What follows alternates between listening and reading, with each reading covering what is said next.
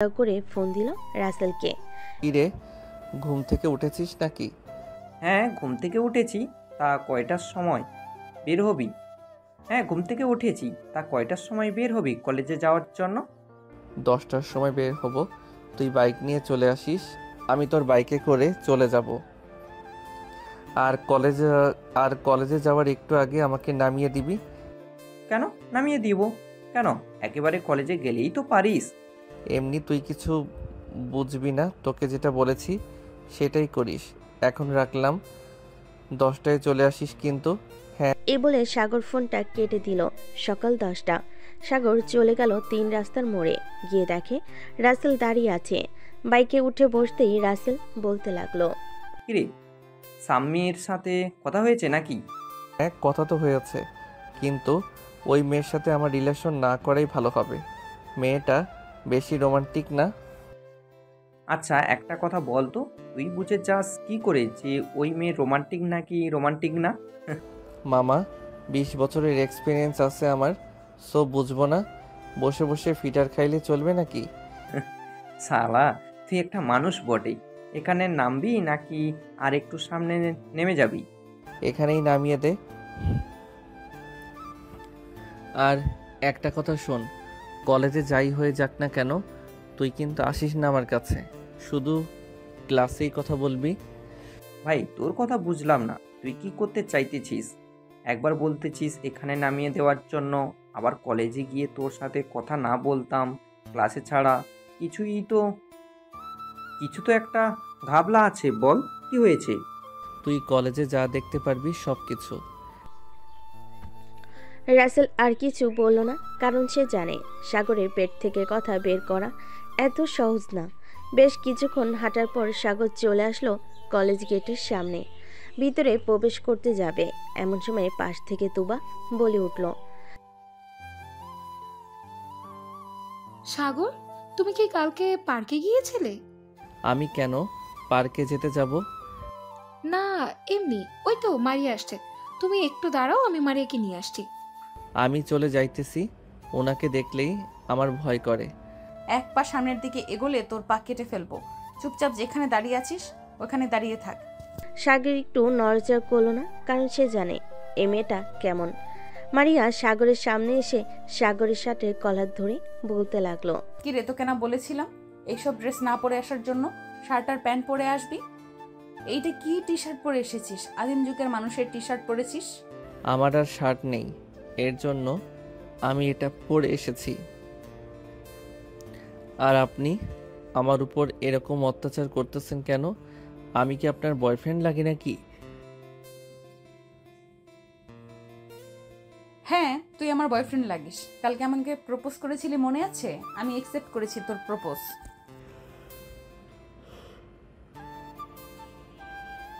ওইটা তো বড় ভাইয়ারা আমাকে জোর করে করিয়েছে। আমি আপনার সাথে রিলেশন করব না, আপনি আমাকে অনেক মারেন। মারিয়া সাগরের 2টা গাল টেনে দিয়ে বলতে লাগলো, ওলে বাবালে, ছেলেটা দেখি আমার মায়ের সহ্য করতে পারে না। আর একটা কথা বলবি, এখন তো 3টা মেরেছি, আরো 5টা থেকে 6টা লাগিয়ে দিব তোর গালে। সাগর 2 হাত গালে দিয়ে দাঁড়িয়ে আছে। এদিকে রাসেল আর রাইসা তো পুরাই অবাক, কারণ সাগরকে এভাবে মারতেছে, সে কিছুই বলতেছে না। রাসেল আর রাইসা মারিয়ার কাছে এসে বলতে লাগলো, আপু, আপনি সাগরকে এভাবে মারতেছেন কেন? আচ্ছা, তোমরা কি সাগরের বন্ধু? হ্যাঁ আপু, আমার সাগরের বন্ধু। আপনি সাগরকে মারছেন কেন? সে কি করছে আপনাকে? তোমার বন্ধুকে একটু পরিবর্তন হতে বলো। আদিম যুগের মানুষের ড্রেস পরে কলেজে এসেছে। কালকে তো আমাকে প্রপোজ করেছে, আমি একসেপ্ট করেছি। এখন সে বলতেছে আমার সাথে নাকি রিলেশন করবে না, তাই 3টা চড় মেরেছি। আচ্ছা আপু, এখন সাগরকে ছেড়ে দিন, সে এখন ক্লাসে যাবে। পরে না হয় তার সাথে কথা বলবেন। তোর বন্ধুরা এসেছে বলে বেঁচে গেলি, না হলে আরো কয়েকটা মাইর খাইতি তুই। তোর পরিবর্তন এইভাবে করতে হবে, মাইর দিয়ে। সাগর রাইসা আর রাসেলের সাথে চলে গেল। 3জন বসে আছে ক্লাসে। এমন সময় রাসেল বলতে লাগলো, কি রে সাগর, তুই ওই গুন্ডি মারিয়াকে প্রপোজ করেছিলি নাকি কালকে? আরে আর বলিস না, কালকে আমি কলেজে ঢোকার সময় কয়েকজন সিনিয়র বড় ভাই আমার সাথে বাজি লেগেছিল, এর জন্য আর কি আমি ওই মারিয়াকে প্রপোজ করেছি, কিন্তু কে জানে এই মেয়েটা যে দাজ্জালের চাইতেও ভয়ঙ্কর। ভাই তোকে একটা বুদ্ধি দিই, তুই কলেজে 1 সপ্তাহ আসিস না, তাহলে ওই মারিয়া তোর পিছু ছেড়ে দিবে। এসব ড্রেস পরে এসেছিস, ওর জন্য হয়তো আরও রেগে গেছে। কালকে পার্কে যেভাবে গিয়েছিলি ওইভাবে আসতে কলেজে। আরে ওইটা হয়েছে বাহিরের শো, আর কলেজে এভাবে এসেছি কারণ আমাকে এই কলেজে অনেক মেয়ে চিনে, কারণ তো জানিস তুই। রাসেল সবাইকে সাগরকে চিনে, মানে আমাকে একটু বলবে সাগরকে কিভাবে চেনে? থাক, এসব আমি আর সাগরের মধ্যে আবদ্ধ, অন্য কাউকে বলা যাবে না। চলো এখন ক্লাসে যাই, স্যার প্রবেশ করেছে। রাইসা, রাসেল আর সাগর চলে গেল ক্লাসরুমে। বেশ কিছুক্ষণ পর কয়েকটা ক্লাস শেষ করে তিনজন চলে আসলো বাহিরে। এমন সময় তুবা এসে সাগরকে বলতে লাগলো, সাগর, মারিয়া তোকে ডাকছে, বলেছে এখনই যাওয়ার জন্য। আমি যাব না, ওই মেয়েটা শুধু আমাকে মারে। আমি তো সাধারণ একটা ছেলে, শুধু শুধু মারে। এখন যদি না যাও তাহলে মারবে না, তোমাকে ঠোঁটের ওপর অত্যাচার করবে। এখন যদি না যাও তাহলে মারবে না, তোমাকে ঠোঁটের ওপর অত্যাচার করবে। আমি গেলাম, 5 মিনিট সময় দিয়েছে, যদি না যাও তাহলে বুঝতেই পারছো কি হতে পারে। তুবা চলে গেল। তুবা চলে যেতেই রাইসা সাগরকে চিমটি কেটে বলতে লাগলো, সাগর তাকাতে যাও, না হলে কিন্তু ঠোঁটের উপর অনেক অত্যাচার করবে। জানোই তো কেমন ভাবে কামড় দিলে ঠোঁট কেটে যায়। আচ্ছা, এবার যদি আমি যাই তাহলে আবার যদি আমাকে মারে, তোমরা আমাকে বাঁচাবে? ঠিক আছে তুই যা, আমরা একটু দূরে বসে আছি, যদি তোকে মারে তাহলে আমরা দৌড়ে গিয়ে তোকে বাঁচাবো। সাগর হেঁটে হেঁটে চলে আসলো মারিয়ার কাছে। মারিয়ার সামনে দাঁড়াতেই মারিয়া ঘড়ির দিকে তাকিয়ে বলতে লাগলো, অলরেডি 4 মিনিট দেরি করেছিস। কান ধরে উঠবস কর, আমি যতক্ষণ না বলি থামতে। এতগুলো লোকের মধ্যে আমি কান ধরে উঠবস করব? আমার বুঝি লজ্জা করবে না? প্লিজ এমনটা করবেন না, অন্য যে কোনো শাস্তি দেন, আমি মাথা পেতে নিব। তোকে অন্য শাস্তি দিলেও আমার লজ্জা লাগবে, কারণ তুই যে বোকার বোকা, তোর চাইতে একটা বাচ্চা ছেলেও বোঝে কিভাবে কি করতে হবে। তাহলে আমি একটা বাচ্চা ছেলে জোগাড় করে এনে দেই, তাকে না হয় যা বলবেন সে তা করে দিবে। এই, তোর কি একটু শরম লাগে নাই? এইভাবে যে এতগুলো মানুষের সামনে তোকে লজ্জা দিতেছি। শরম লজ্জা আমার আছে কিন্তু। মারিয়া বেচারাকে ছেড়ে দে, তোর সাথে মানাবে না সাগরকে। আমি চাইলে একবার চেষ্টা করতে পারি।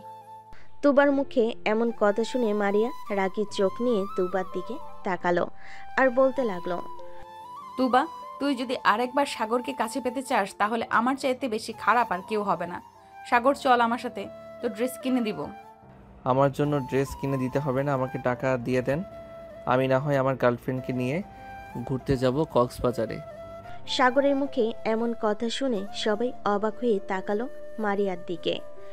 এদিকে মারিয়ার মুখে রাগে লাল হয়ে গেছে, সে কি করবে বুঝতে পারছে না। তুবা সাগরকে ইশারা করতে লাগলো যাতে এখান থেকে চলে যেতে পারে, যেন এখান থেকে চলে যায়, কারণ তুবা এবং বাকি সবাই মারিয়ার রাগ সম্পর্কে জানে। সাগর চুপচাপ দাঁড়িয়ে আছে। এমন সময় মারিয়া তার জুতাটা খুলে যে সাগরকে মারতে যাবে, এমন সময় সাগর দিল ভোঁদড়। এক দৌড়ে সাগর কলেজে বাহিরে চলে গেল। এইদিকে তুবা তার বান্ধবীদের বলতেছে, আজকে তো সাগর শেষ, মারিয়াকে রাগিয়ে দিয়েছে। এখন এই মেয়ের রাগ কমানোর উপায় কি? চল তাড়াতাড়ি করে সাগরকে নিয়ে আসি সেখান থেকে। এই বলে তুবা এবং তার বাকি বান্ধবীরা যেই উঠতে যাবে, এমন সময় মারিয়া বলতে লাগলো, তোরা কেউ কোথাও যাবি না, ওই সাগরের বাচ্চাকে তো আমি দেখে নিব। তোরা বসে থাক, আমি আসতেছি। বলে মারিয়া চলে গেল রাসেলের কাছে।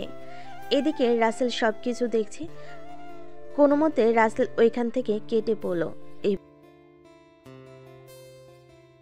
যাক, ভালোই হয়েছে আমরা ওইখান থেকে এসেছি, নাহলে মারিয়া আমাদের অবস্থা খারাপ করে দিত। ঠিক বলেছো, আমরা চলে এসেছি, ভালোই হয়েছে। চলো তোমাকে নামিয়ে দিয়ে আমি বাসায় যাব। বলে রাসেল রাইসাকে নিয়ে চলে গেল রাইসাদের বাসায়। রাইসাকে নামিয়ে দিয়ে চলে আসলো। এদিকে মারিয়া চলে গেল বাসায়। কলিং বেল টিপ দিতেই মরিয়ম এসে দরজা খুলে দিত। কলিং বেল দিতেই মরিয়ম এসে দরজা খুলে দিল। মারিয়াকে দেখে মরিয়ম বলতে লাগলো, কি ব্যাপার আব্বু, তোমাকে দেখে মনে হচ্ছে তুমি অনেক রেগে আছো। কলেজ থেকে কি কেউ কিছু বলছে? মরিয়ম, আমার সামনে থেকে চলে যা, না হলে কিন্তু মার খাবি। এমনিতেই আমার মাথা গরম আছে, কখন কাকে কি বলি বসি ঠিক নেই। মরিয়ম, মারিয়ার সামনে থেকে চলে আয়। মারিয়া রেগে আছে, হয়তো কেউ কিছু বলেছে, না হয় কেউ তার কথা শোনে নাই। মারিয়া চলে গেল তার রুমে, বিছানায় বসে পড়ল। তার রাগে চোখ মুখ লাল হয়ে গেছে। সে কি করবে বুঝে উঠতে পারছে না। বিছানা থেকে উঠে বিছানার চাদর বালিশ সব ছেড়ে ফেলে দিল নিচে। এদিকে মারিয়ার আম্মু ফোন দিল তুবাকে। তুবা, মারিয়ার কি হয়েছে? সে এত রেগে আছে কেন? বাসায় এসে তার রুমের বিছানার চাদর বালিশ সব ছিঁড়ে ফেলেছে। আন্টি, কালকে একটা ছেলে তাকে প্রপোজ করেছিল। আজকে সেই ছেলেটা একটু বেয়াদবি করেছে মারিয়ার সাথে, এর জন্য সে এমন পাগল হয়ে গেছে। এখন কি করব আমরা বুঝতে পারছি না। আচ্ছা, ছেলেটার বাসা কোথায়? আমাকে ঠিকানা এনে দিতে পারবে? আমি ছেলেটার সাথে কথা বলে দেখতাম। যদি সে বাসায় আসে তাহলে মারিয়ার রাগটা একটু কমতো, না হলে তো সে পুরো বাড়ির সবকিছু ভাঙচুর করে ফেলবে। আচ্ছা আন্টি, আমরা দেখছি নাম্বার জোগাড় করতে পারি কিনা। এখন রাখলাম, পরে কথা হবে। বলে তুবা ফোনটা কেটে দিল। এইদিকে মারিয়া তার রুমের সকল কিছু ভাঙচুর করতে লাগলো। তুবা ফোন দিল তার কলেজ স্যারকে। হ্যালো স্যার, আপনার কাছে কি ইন্টার ফার্স্ট ইয়ারের রাইসার নাম্বার আছে? বা সাগর নামের একটা ছেলে, দেখতে সহজ সরল, ওই ছেলেটার নাম্বার আছে? হ্যাঁ, দুজনেরই নম্বর আছে, কেন লাগবে নাকি? দিলে একটু ভালো হয়। আসলে বুঝতেই পারছেন মারিয়া। আর বলতে হবে না, আমি বুঝে গিয়েছি কি হয়েছে দেখো, তোমার হোয়াটসঅ্যাপে দুজনের নম্বর পাঠিয়ে দিয়েছি। ধন্যবাদ স্যার।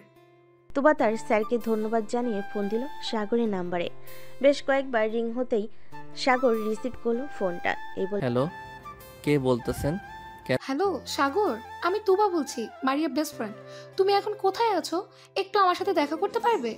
কেন, আপনার সাথে দেখা করে কি হবে? ওই মারিয়া আপু আবার আমাকে দৌড়ানি দিবে, এর জন্য দেখা করতে বলেছেন নাকি?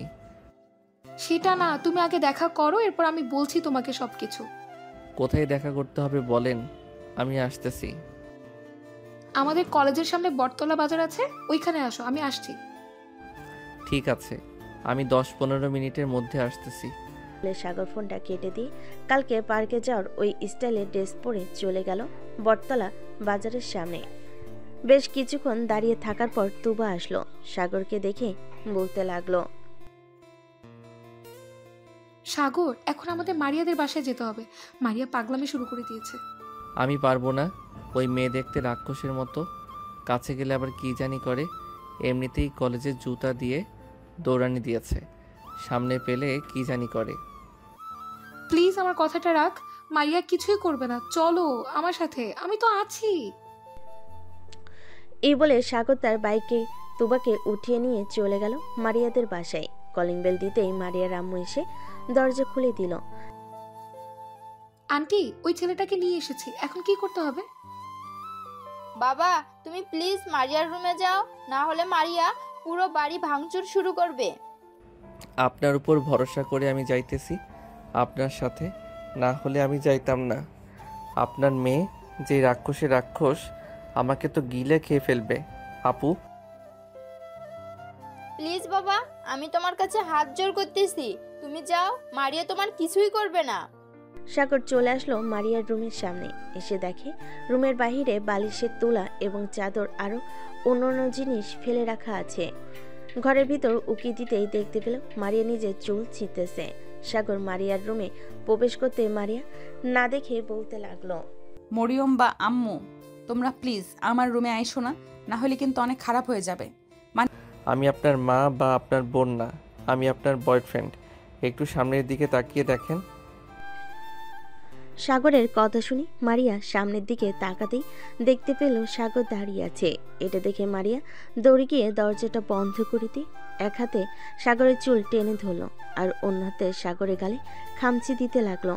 মারিয়ার নখগুলো বড় বড় থাকে, সাগরের গাল চিরে রক্ত বের হতে লাগলো।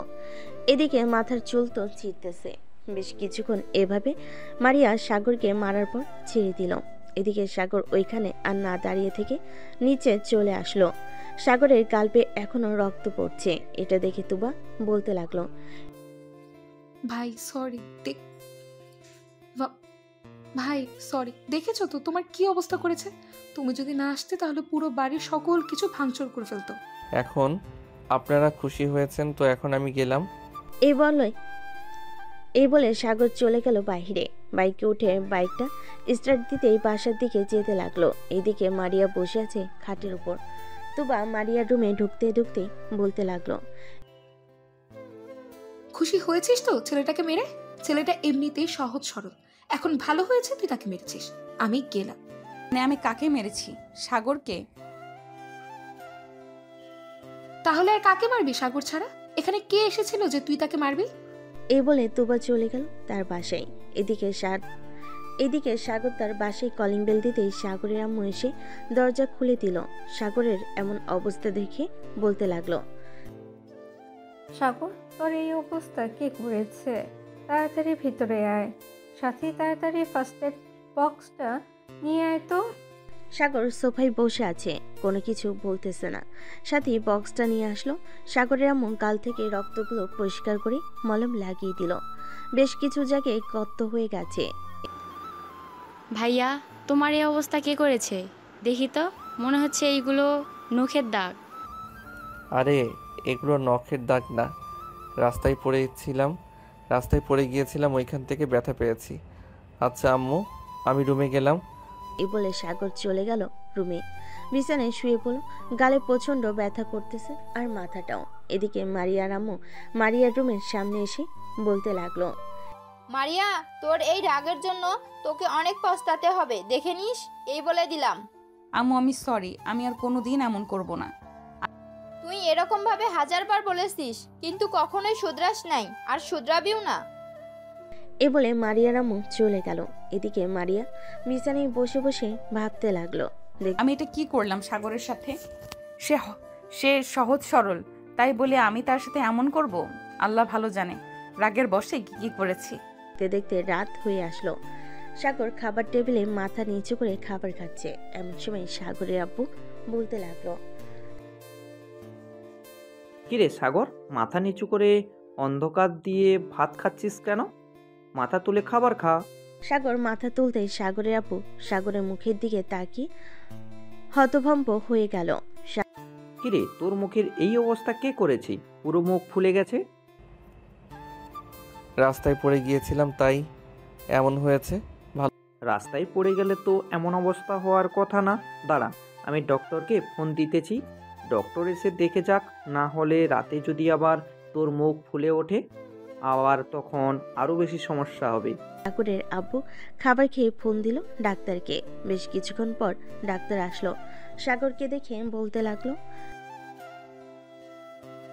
তা বাবা, তোমার মুখের এই অবস্থা কে করেছে? এতগুলো নখের আঁচড়, এগুলো তো মানুষ করে না। যখন একটা মানুষ ঠিক না থাকে তখন এগুলো করে। সাগর কোনো কথা বলছে না। এটা দেখে ডাক্তার আর কিছু জিজ্ঞাসা করলো না, যা দরকার সব দিয়ে চলে গেল। রাতে ওষুধ খেয়ে ঘুমিয়ে গেল। এইদিকে মারিয়া বিছানায় শুয়ে শুয়ে ভাবতেছে সাগরের কথা। সাগরের কি করেছি আল্লাহ ভালো জানে। এখন তো রাত 3টা বেজে গেছে, এখন কিভাবে কি করব? তুবাকে ফোন দেই একটা, এত রাতে ফোন তুলবে কিনা সন্দেহ আছে। যেই ভাবা সেই কাজ।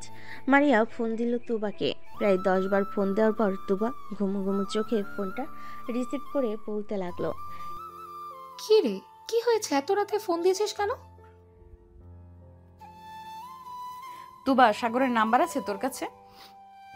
এত রাতে তুই সাগরের নাম্বার চাইতে আমাকে ফোন দিয়েছিস? উফ, শুধু শুধু কাঁচা ঘুমটা ভাঙালি। যা, তোকে নাম্বার দিব না। প্লিজ তুবা, তুই না আমার ভালো বান্ধবী, প্লিজ নাম্বারটা দে। তুই কালকে যা খেতে চাইবে আমি তাই খাওয়াবো, তবুও নাম্বারটা দে প্লিজ। তোকে বিশ্বাস নেই, তুই আমার বিকাশে টাকা পাঠা, কালকে খাওয়াতে হবে না, আমি নিজেই কিনে খেতে পারবো। আমার কাছে এখন টাকা নেই, প্লিজ তুই নাম্বারটা দে। না, দিব না। ছেলেটার কি হাল হয়েছে আল্লাহ ভালো জানে। এত রাতে আমাকে তো ঘুম থেকে উঠিয়েছিস, আমি চাই না অসুস্থ ছেলেটাকে ঘুম থেকে ওঠাতে, তুই ঘুমা। এ বলে তুবা ফোনটা রেখে দিল। বেশ কিছুক্ষণ পর মারিয়া আবার ফোন দিল তুবার নাম্বারে। বান্ধবী প্লিজ আমাকে ঘুমাতে দে, এইভাবে ফোন দিয়ে বিরক্ত করিস না। টাকাটা দিয়ে দে, নাম্বারটা দিয়ে দে, তাহলে আর ফোন দিয়ে বিরক্ত করব না, না হলে তোকে এইভাবেই বিরক্ত করব। তুবা আর থাকতে না পেরে নাম্বারটা দিয়ে দিল। ভোর 6টা। সাগরের ফোন বেজে চলেছে, কিন্তু সাগর ফোন রিসিভ করতেছে না। এদিকে পাশের রুম থেকে সাথী এসে ফোনটা রিসিভ করতেই ও পাশ থেকে মারিয়া বলতে লাগলো, হ্যালো সাগর, তুমি এখন কেমন আছো? আমি সাগর না, আমি সাথী। আপনি ভুল নম্বরে কল দিয়েছেন।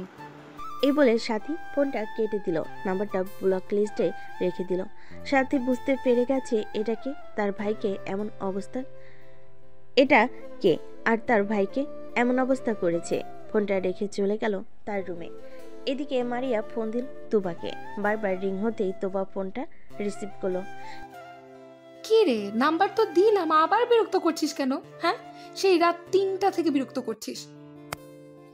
এই কুত্তি, তুই আমাকে ভুল নাম্বার দিয়েছিস কেন? আমি ফোন দিয়েছিলাম, একটা মেয়ে ফোন রিসিভ করেছে আর বলেছে এটা সাগরের নাম্বার না, রং নাম্বার। হয়তো অন্য কেউ ফোন রিসিভ করেছে, তাই তোকে এটা বলেছে। এখন 6টা বাজে, প্লিজ আর কিছুক্ষণ আমাকে ঘুমাতে দে, এরপর কলেজে এসে সব কথা বলা যাবে। রাখলাম এখন। এই বলে তোবা ফোনটা কেটে দিল। বেশ কিছুক্ষণ ঘুমানোর পর তোবা ঘুম থেকে উঠে ফ্রেশ হয়ে খাওয়া দাওয়া করে চলে গেল কলেজে। কলেজ যেতে দেখতে পেল মারিয়া বসে আছে, চোখের নিচে কালো দাগ পড়ে গেছে একদিনেই। মারিয়ার এমন অবস্থা দেখে তোবা বলতে লাগলো, কি রে মারিয়া, তোর এই অবস্থা হয়েছে কেন? এটা পরে জানতে পারবি, আগে তুই ফোন দে সাগরকে, আমি সাগরের সাথে কথা বলতে চাই। ঠিক আছে, দিচ্ছি। এ বলে তুবা ফোনটা বের করে ফোন দিল সাগরকে। এদিকে সাগর খাবার টেবিলে বসে আছে। ফোনটা বেজে উঠতে পাশ থেকে সাথী ফোনটা নিয়ে রিসিভ করে বলতে লাগলো, এই আপনাদের কি লজ্জা শরম নেই? একবার বলেছি না এখানে সাগর নেই, তাহলে বারবার ফোন দিয়ে বিরক্ত করতেছেন কেন? এটা তো সাগরের নাম্বার, আমি কালকেও কথা বলেছি। আপনি কে আর সাগরের কে হন? আমি সাগরের বউ হই, তাতে আপনার কি? ফোন রাখেন বেয়াদব মেয়ে, আর কোনোদিন ফোন দিবেন না। এ বলে ফোনটা কেটে দিল সাথী। এদিকে সাগরের আব্বু সাগর হয়ে তাকিয়ে আছে সাথীর দিকে। তা দেখে সাথী বলতে লাগলো, কি হয়েছে? তোমরা এইভাবে আমার দিকে তাকিয়ে আসো কেন? ভাইয়ার এই অবস্থা করেছে এই মেয়েগুলো। রাত 3টা থেকে ফোন দেওয়া শুরু করেছে। ফোন বাজার শব্দে আমি ঘুমাতেই পারি নাই। তাই বলে তুই এসব বলবি? ভালো হয়েছে আম্মু এসব বলেছে। সাথী তোকে অনেক ধন্যবাদ এসব বলার জন্য। সাগর খাওয়া দাওয়া করে চলে গেল তার রুমে। এদিকে মারিয়া এবং তার বান্ধবীরা বসে আছে। মারিয়া বলতে লাগলো, সব কি বলেছিলাম তোকে, এটাই সাগরের নাম্বার না? তুই তো বিশ্বাস করলি না। আমি তো বলেছি এটা সাগরের নাম্বার। আচ্ছা একটু ওয়েট কর, দেখি রাসেল আর রাইসা আসে কিনা। যদি ওরা আসে তাহলে সাগরের নাম্বারটা নিব, এরপর ফোন দিব। ঠিক আছে। অপেক্ষা করতে লাগলো রাসেল আর রাইসার জন্য। প্রায় 20 মিনিট পর রাসেল আর রাইসা আসলো। মারিয়া রাসেলকে ডাক দিতেই বলতে লাগলো, রাসেল এদিকে একটু আসো তো, তোমার সাথে কথা আছে। কি রাসেল তুমি যাবে না ওই মেয়ের কাছে? ওই মেয়ে খুব ডেঞ্জারাস, কখন তোমাকে আক্রমণ করবে কে জানে।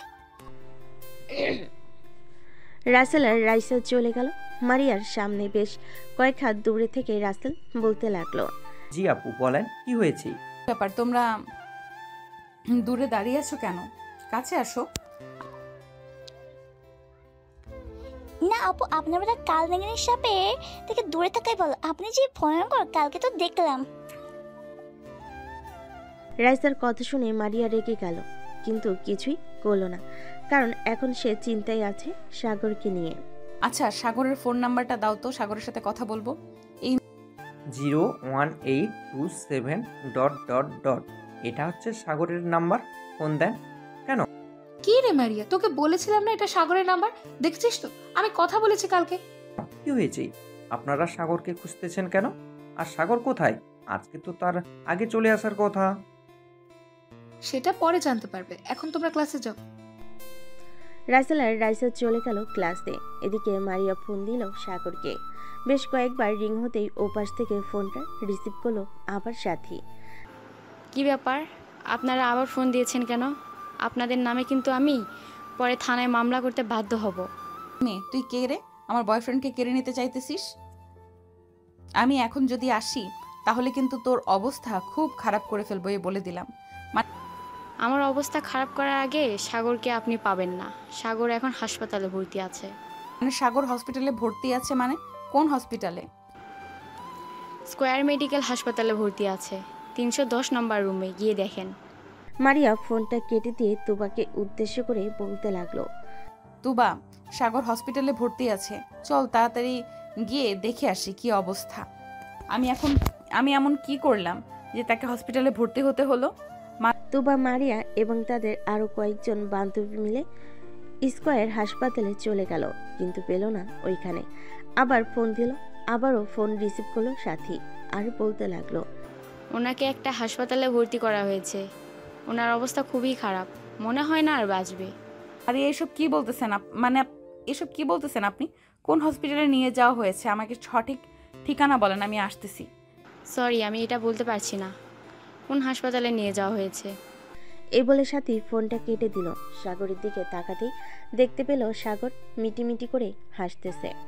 বাহ সাথী, তুই তো বেশ ভালো খেলা জমালি। চল আরেকটা গেম খেলি। রাসেলকে ফোন দে, ফোন দিয়ে বলবি আমার অবস্থা খুব খারাপ, হাসপাতালে নিয়ে যাওয়া হয়েছে। হাসপাতালের নাম বলবি না, আর তোর পরিচয় দিবি না। যদি জিজ্ঞেস করে তাহলে বলবি হাসপাতালের বেডের উপর পেয়েছি। না ভাইয়া, রাসেল ভাইয়া তো কোনো কিছু করে নাই, ওনাকে কেন ঘুরাবো? তোমাকে যে অবস্থা করেছে তাকে একটু ঘুরিয়ে নেই, দেখি সে কতক্ষণ ঘুরতে পারে। সাগরের সাথে কথা বলতেছে। এদিকে তুবা, মারিয়া এবং তার সকল বান্ধবী মিলে বিভিন্ন হাসপাতালে খোঁজ নিতেছে, কিন্তু পাচ্ছে না। মারিয়া, ঢাকা শহরে তো সব হাসপাতাল খুঁজে ফেললাম, এই নামে কোনো পেশেন্টই নেই, আর থাকলেও সাগর না, অন্য কোনো লোক। তাহলে মেয়েটা কি আমাদেরকে মিথ্যা কথা বলেছে? আবার ফোন দে তো, দেখ রিসিভ করে কিনা। সাগর তার কম্পিউটারের সামনে বসে আছে। হঠাৎ ফোন পেয়ে সাগর ডাকতে লাগলো সাথীকে। এই বলে, এই সাথী তাড়াতাড়ি এদিকে আয়, ফোন দিয়েছে আবার। আমি বলার পর তুই ফোনটা রিসিভ করবি। দাঁড়া, অ্যাম্বুলেন্সের সাউন্ড বের করে নেই।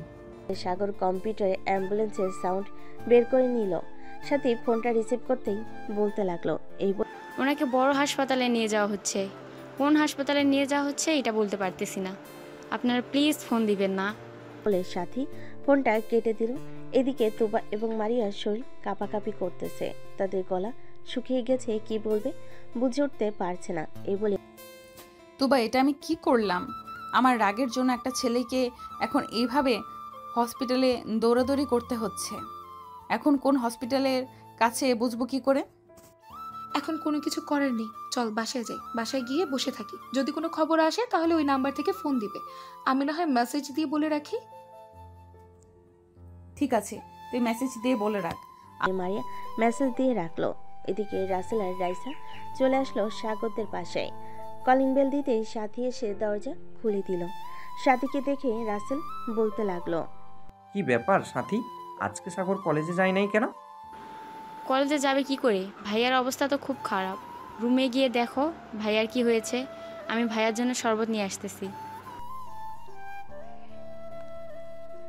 সাথীকে দেখে রাসেল বলতে লাগলো। রাসেল আর রাইসা চলে গেল। উপরে গিয়ে দেখে সাগর উল্টো দিকে ঘুরে শুয়ে আছে। সাগরকে ডাক দিতেই সাগর রাসেলের দিকে ফিরতেই রাসেল ভয় পেয়ে গেল আর বলতে লাগলো, কিরে, তোর এই অবস্থা কি করে হলো? মুখের অবস্থা কি হয়েছে? বিভিন্ন জায়গায় নখের আঁচড়ের দাগ। আর বলিস না, এসব করেছে ওই মারিয়া।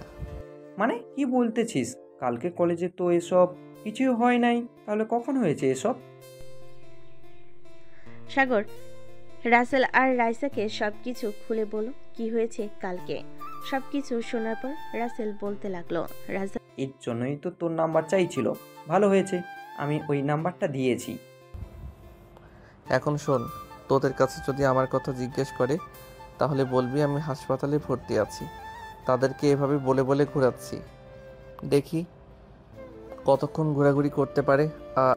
ভালো কাজ করেছিস, এরকম মেয়েদের এরকমভাবে ঘোরানোর দরকার। আর রাইসা সন্ধ্যা পর্যন্ত থেকে চলে গেল তাদের বাসায়। দেখতে দেখতে এক সপ্তাহ কেটে গেল। এই এক সপ্তাহ সাগরে কোনো খবর পায়নি মারিয়া। কলেজের মাঠে বসে আছে শিমুল গাছের নিচে মারিয়া। তুবা এসে মারিয়ার পাশে বসে বলতে লাগলো,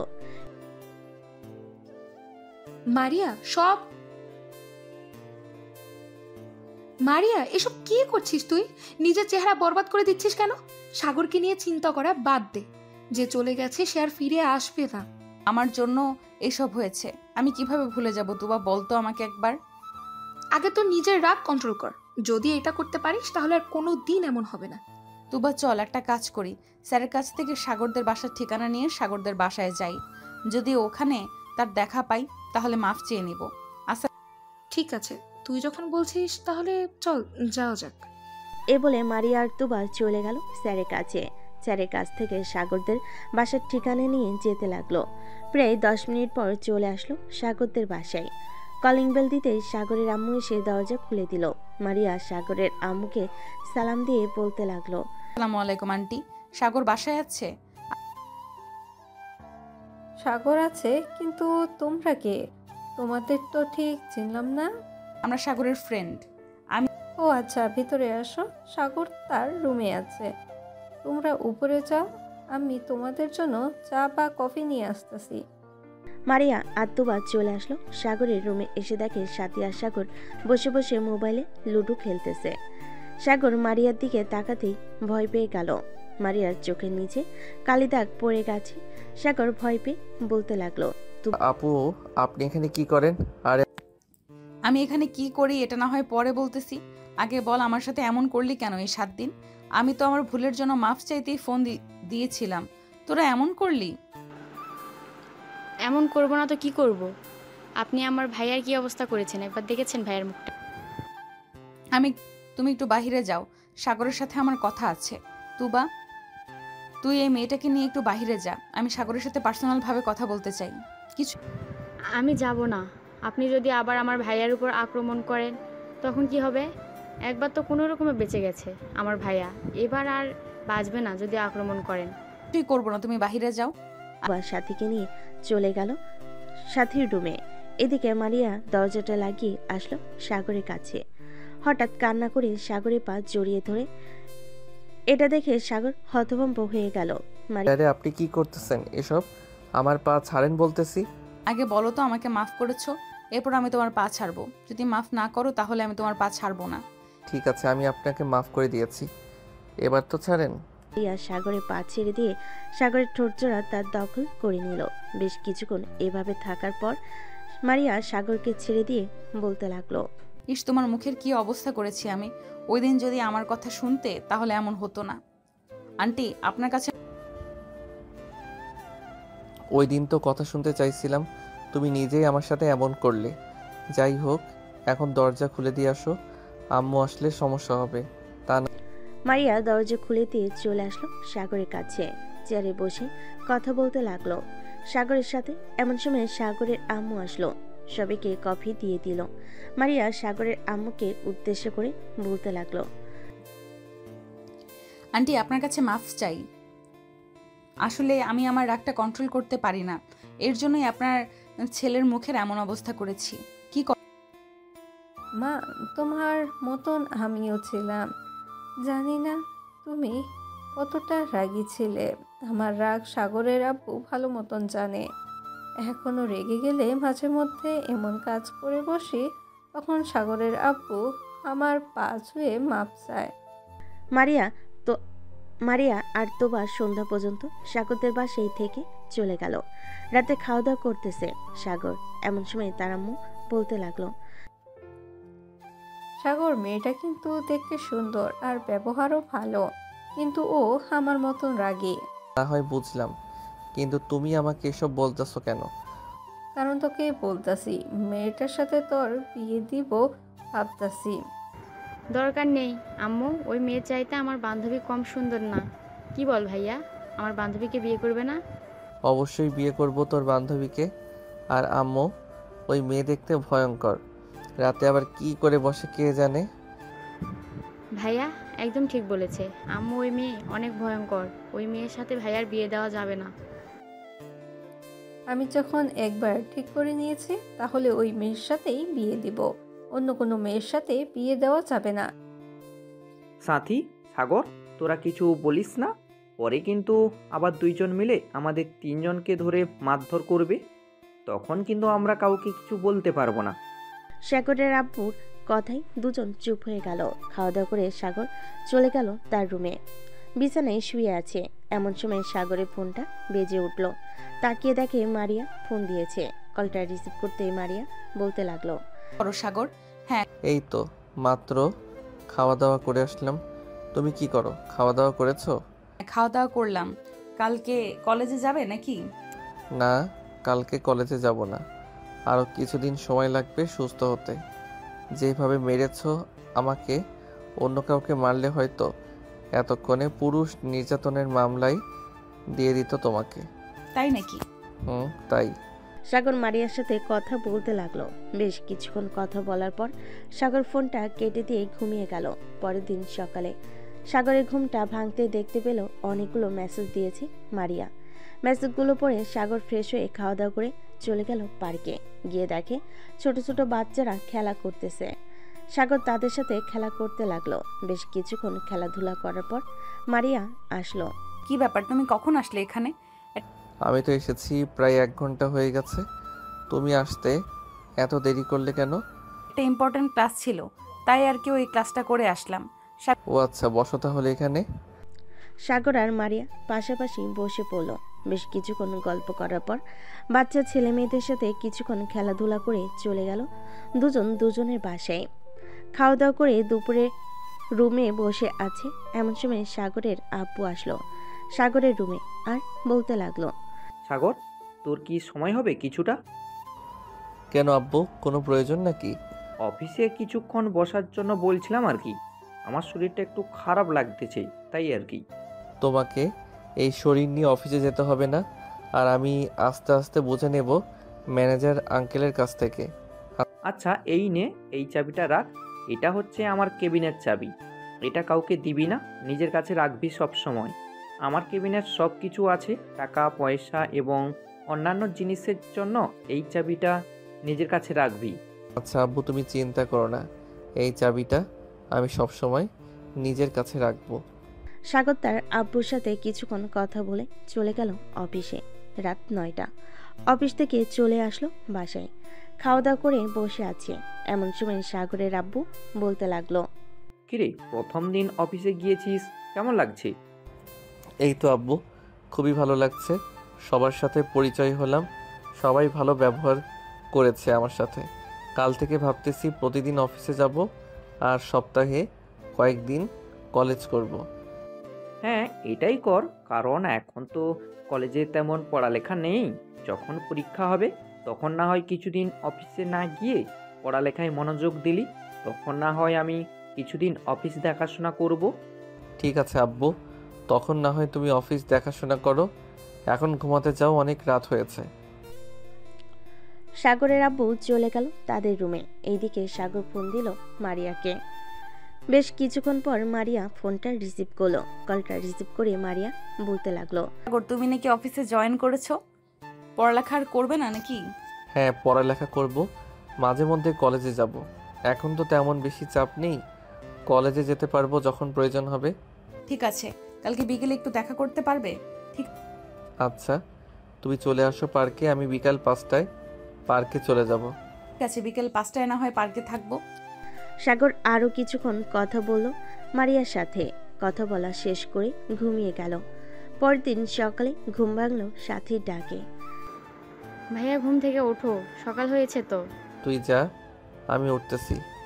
সাথী চলে গেল তার রুমে। এদিকে সাগর ঘুম থেকে উঠে ফ্রেশ হয়ে অফিসের জন্য রেডি হয়ে চলে আসলো নিচে। খাওয়া দাওয়া করে অফিসে চলে গেল। কেবিনে বসে আছে এমন সময় রাসেল ফোন করলো। সাগর কলটা রিসিভ করতেই ও পাশ থেকে রাসেল বলতে লাগলো, কি রে সাগর, তুই নাকি অফিসে জয়েন করেছিস? হ্যাঁ জয়েন করেছি। তোকে কে বলেছে? মারিয়া আপুকে জিজ্ঞেস করছিলাম, উনিই বলেছি। তুই যখন অফিসে জয়েন করছিস, আমিও না হয় অফিসে জয়েন করে ফেলি, কি বলিস? হ্যাঁ তুইও জয়েন করে ফেল, আরও বেশি ভালো হবে। দুই বন্ধু একসাথে না হয় কাজ করব। সাগরের পিয়ে মারিয়াকে ভিতরে নিয়ে আসলো। সাগরের কেবিনে প্রবেশ করতে সাগর বলতে লাগলো, কি ব্যাপার, তুমি এখানে আসলে কেন? তোমাকে তো বলেছিলাম বিকাল 5টায় পার্কে থাকার জন্য। কেন? একা একা কলেজে ভালো লাগতেছিল না, তাই চলে এসেছি। তুবা এবং তার বাকি বান্ধবীরা কোথায়? তুবাকে দেখতে এসেছে, হয়তো বিয়ে হয়ে যাবে কয়েকদিনের মধ্যে। ও আচ্ছা, তা তোমার বিয়ে কবে হবে? দাওয়াত দিবে তো আমাকে নাকি? এখন কিন্তু মাইর খাবি তুই। ঠিক আছে মারতে হবে না। চলো দুপুর হয়ে এসেছে, আমরা না হয় একটা রেস্টুরেন্ট থেকে খাবার খেয়ে আসি। হ্যাঁ চলো যাওয়া যাক। আমাদের সাগর আর মারিয়া চলে গেল একটা রেস্টুরেন্টে। খাওয়া দাওয়া করে আবার চলে আসলো অফিসে। বিকেলে 5টা অবধি কাজ করে মারিয়া আর সাগর চলে গেল বাসায়। কলিং বেল দিতে সাগরের আম্মু এসে দরজা খুলে দিল। মারিয়াকে দেখে বলতে লাগলো, যাক ভালো হয়েছে। আমি ভাবছিলাম সাগর আসলে বলবো তোমাকে ফোন দেওয়ার জন্য। এখন দেখি তুমিও চলে এসেছো সাগরের সাথে। দুজনেই বাড়ির ভিতর চলে গেল। বেশ কিছুক্ষণ পর সাগরের আম্মু কফি এনে দিল দুজনকে। সবাই বসে গল্প করতেছে, এমন সময় সাগরের আম্মু বলতে লাগলো, মারিয়া মা, তোমার পরীক্ষা কবে? পরীক্ষা তো অনেক দেরি আছে, ক্লাস টেস্ট চলতেছে এখন। ও আচ্ছা, ভালোভাবে পরীক্ষা দিও। কাল থেকে তুমি সাথীকে পড়াবে আমাদের বাসায় এসে। আম্মু, আমার জন্য তো টিচার আছে, তাহলে ওনার পড়ানোর কি দরকার? সারাদিন স্কুলে থেকে বিকেলে 5টায় বাসায় আসছি, এরপরেও যদি বলো পড়তে, তাহলে আমি কিভাবে কি করব? আন্টি যেহেতু সাথী বিকেল 5টায় স্কুল থেকে আসে প্রাইভেট শেষ করে, সেহেতু সাথীকে খেলাধুলা এবং কিছুটা সময় দেওয়া দরকার। সারাদিন পড়ালেখা করলেই চলে না, রাতে না হয় পড়তে বসবে, কি বলো সাথী? হ্যাঁ, রাতের বেলাতেও পড়তে বসি। ভাইয়াকে জিজ্ঞেস করো। আম্মু, সাথীকে এত চাপ দেওয়ার দরকার নেই। তার যতটুকু মেধা আছে ততটুকুই পড়বে, এর বেশি পড়তে পারবে না। সবাই কথা বলে যে যার রুমে চলে গেল। সাগরের পিছু পিছু মারিও চলে আসলো সাগরের রুমে। দরজাটা বন্ধ করে দিয়ে মারিয়া সাগরকে ধাক্কা দিয়ে বিছানায় ফেলে দিল। আস্তে আস্তে করে মারিয়া সাগরের উপর চলে আসলো। এটা দেখে সাগর ভয় পেয়ে গেল, কারণ এখন কি করে একমাত্র মারিয়া ছাড়া আর কেউ জানে না। মারিয়া, এসব কি হচ্ছে? আমার উপর থেকে নামো। নামবো তো বেবি, কিছুক্ষণ অপেক্ষা করো, আমার কাজ শেষ হয়ে যাক, তারপর নামতেছি। এই বলে মারিয়া সাগরের ঠোঁট জোড়া তার দখল করে নিল। বেশ কিছুক্ষণ পর মারিয়া সাগরের ঠোঁট জোড়া ছেড়ে দিয়ে বলতে লাগলো, ফেক আইডি দিয়ে ভালোই তো ফ্লার্ট করতে পারো, আমার সাথে রোম্যান্স করতে গেলে এরকম করো কেন? ঠিক মতো রোম্যান্স করতে পারো না? মানে ফেক আইডি? মানে আমি আবার কখন ফেক আইডি দিয়ে ফ্লার্ট করলাম তোমার সাথে? তোমরা তাই রাজকন্যা, ওইটা হচ্ছে আমার আইডি। তা কয়জনের সাথে রিলেশন করেছো শুনি? এখন যদি সত্যি কথা বলে দেই তাহলে আমার কপালে শনি আছে। মিথ্যা কথা বলতে হবে, কারোর সাথে রিলেশন করি নাই। ওই আইডিটা তো খুলেছি মাত্র কয়েকদিন হয়েছে। আচ্ছা ঠিক আছে। মারিয়া আরো কিছুক্ষণ সাগরের বাসায় থেকে চলে গেল তাদের বাসায়। দেখতে দেখতে কেটে গেল 5 দিন। সাগর রেডি হয়ে বসে আছে। আজকে তুবার বিয়ে, মারিয়া আসলে মারিয়ার সাথে যাবে, এইভাবে সাগর রেডি হয়ে বসে আছে। সাগর রেডি হয়েছো তো? সেই কখন থেকে রেডি হয়ে বসে আছি তোমার অপেক্ষায়, তোমার আসার নাম গন্ধ নেই। এত আটা ময়দা মারতে হয় নাকি মুখে? ওই মেকআপ করলাম, কোনো কিছুই তো করলাম না, সামান্য মাত্র লিপস্টিক দিয়েছি। হয়েছে, এখন চলো যাওয়া যাক, বরপক্ষ আবার চলে আসবে। এমনিতেই অনেক দেরি হয়ে গেছে। তোবা আমাকে অনেকবার ফোন দিয়েছে, আমি বলেছি রাস্তায় আছি, আসতেছি। হ্যাঁ চলো যাওয়া যাক। সাগর মারিয়া চলে গেল তুবার বিয়েতে। সবাই আনন্দ করতে লাগলো। আনন্দ করা শেষ হতেই সন্ধ্যায় তুবাকে বিদায় দিয়ে দিল। সবাই চলে গেল যার যার বাসায়। মারিয়া আর সাগর চলে আসলো বাসায়। পরদিন সকালে সাগর চলে গেল তার অফিসে। বসে বসে কাজ করতেছে, এমন সময় তার ফোনটা বেজে উঠল। তাকিয়ে দেখে রাসেল কল দিয়েছে। কলটা রিসিভ করতেই ওপাশ থেকে বলতে লাগলো, সাগর তুই কি অফিসে আছিস? তুই না হ্যাঁ, অফিসে আছি। কেন, কি হয়েছে? বলেছিলি তোর একটা পুরনো ফ্যাক্টরি দরকার। একজন আমাকে ফোন দিয়ে বলতেছে যে একটা পুরনো ফ্যাক্টরি বিক্রি করা হবে। তুই কি ওই ফ্যাক্টরিটা রাখবি? রাখলে আমাকে বল, আমি ফোন দিয়ে বলতেছি। আচ্ছা, তুই ফোন দিয়ে বল যে আমরা আসতেছি। আমি তোর অফিসের সামনে আসতেছি, পরে তোকে নিয়ে সেই জায়গায় চলে যাব। ঠিক আছে, যা। রাসেল ফোনটা কেটে দিয়ে কল দিল ওই লোকেদের। এদিকে সাগর বাইক নিয়ে চলে আসলো রাসেলদের অফিসের সামনে। প্রায় 5 মিনিট পর রাসেল আসলো। রাসেলকে নিয়ে রওনা দিল অফিসের উদ্দেশ্যে। গাজীপুর চৌরাস্তা দিয়ে যাইতেছে। গাজীপুর চৌরাস্তা থেকে 10 মিনিট সময় লেগেছে ওইখানে যাওয়ার জন্য।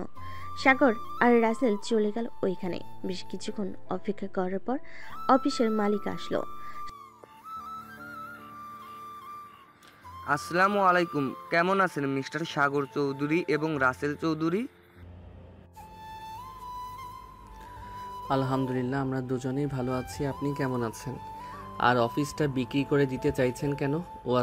এখানে আর ভালো লাগতেছে না, আমার বউ বাচ্চাটা এখানে আর ভালো লাগতেছে না। আমার বউ বাচ্চা সবাই বাহিরে থাকে, ইউএসএ। এর জন্য আমিও সব কিছু বিক্রি করে দিয়ে চলে যাইতেছি ওইখানে। আচ্ছা, ভালো কথা। তা কত টাকা বিক্রি করবেন আপনার অফিসটা? দাম তো চাচ্ছিলাম 15,90,00,000 টাকা। এখন আপনি কত দিবেন? দেখুন, আপনার অফিসটা ঘুরে ঘুরে দেখলাম, ভিতরে যদি মালটাল থাকতো তাহলে 15,90,00,000 টাকা দিতে পারতাম। এখন এত টাকা দেওয়া যাবে না। 10 কোটি টাকায় যদি আপনি অফিসটা বিক্রি করতে চান তাহলে বলতে পারেন। আপনি যেহেতু এত বড় একজন বিজনেসম্যান, আপনার কাছে বিক্রি করে দিলাম 10 কোটি টাকায়। চলেন আপনাকে আরও কিছু দেখাই। এই যে এই পাশের জমিটা হচ্ছে আমার নামে, এই দলিলের সাথে দেওয়া আছে। এই জমিগুলো আমি আপনাকে দিয়ে গেলাম। ধন্যবাদ আলমাস সাহেব। সাগর জমিটা কিনে নিয়ে নতুন করে তার মনের মতো কাজ করতে লাগলো। ভালোই হয়েছে সাগর, সকল কিছু তো পেয়ে গেলি, তোর আর কিছু করতে হবে না। সকল কিছু তো পাইলাম, কিন্তু এখন তো নতুন করে করতে হবে। যাক, সেসব কথা, এখন কাজ করি ঠিক মতো। সাগর কাজ করতে লাগলো। রাত 9টায় চলে আসলো বাসায়। কলিং বেল দিতে সাগরের আম্মু এসে দরজা খুলে দিল। তুই চলে এসেছিস? তোর সাথে কথা ছিল। আম্মু, আমি ফ্রেশ হয়ে আসি, এরপর না হয় যা বলবে তাই শুনবো। ঠিক আছে, যা ফ্রেশ হয়ে আয়। সাগর ফ্রেশ হয়ে এসে খাবার টেবিলে বসে পড়ল।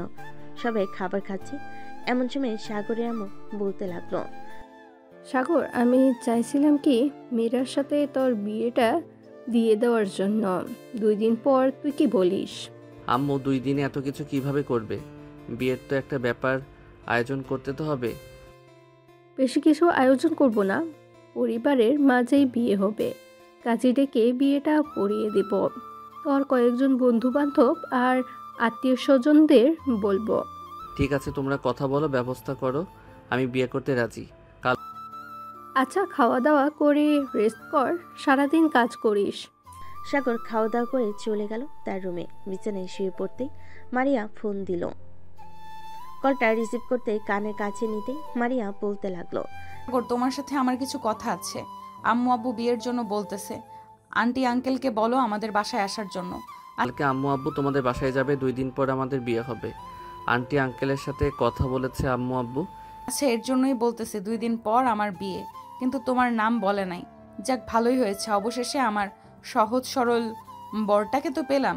কিন্তু আমি আর আগের মতো সরল সোজা না যে তুমি আমাকে সব সময় সরল সোজা বলো। আচ্ছা, আর বলবো না তোমাকে সরল সোজা। সাগর মারিয়ার সাথে কথা বলতে বলতে ঘুমিয়ে গেল। দেখতে দেখতে কেটে গেল 2টি দিন। আজকে সাগর আর মারিয়ার বিয়ে। রাতে সবাই খাওয়া দাওয়া করে বসে আছে, এমন সময় কলিং বেল বেজে উঠল। সাগরের আম্মু দরজা খুলে দিতে দেখতে পেল মারিয়ার আব্বু কাজী নিয়ে এসেছে। কিছুক্ষণের মধ্যেই সাগর আর মারিয়ার বিয়েটা হয়ে গেল। যাক, আলহামদুলিল্লাহ, দুজনের বিয়েটা হয়ে গেছে।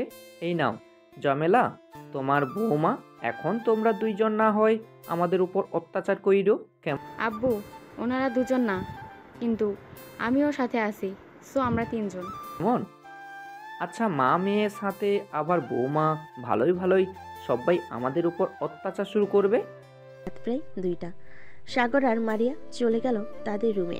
সাগর দরজা লাগিয়ে দিয়ে মারিয়াকে কোলে তুলে নিয়ে তার ঠোঁটের সাথে ঠোঁট একত্রিত করে দিল। বেশ কিছুক্ষণ এভাবে থাকার পর সাগর আস্তে আস্তে মারিয়ার শাড়িটা খুলে ব্লাউজের ভিতর দিয়ে মারিয়ার 2টা আপেল টিপতে লাগলো। বাকিটা ইতিহাস। এখন তাহলে আপনারা বিদায় নেন, আমরাও বিদায় নিই। আজকের গল্পটা এই পর্যন্ত। আবারও দেখা হবে নতুন কোনো গল্পে।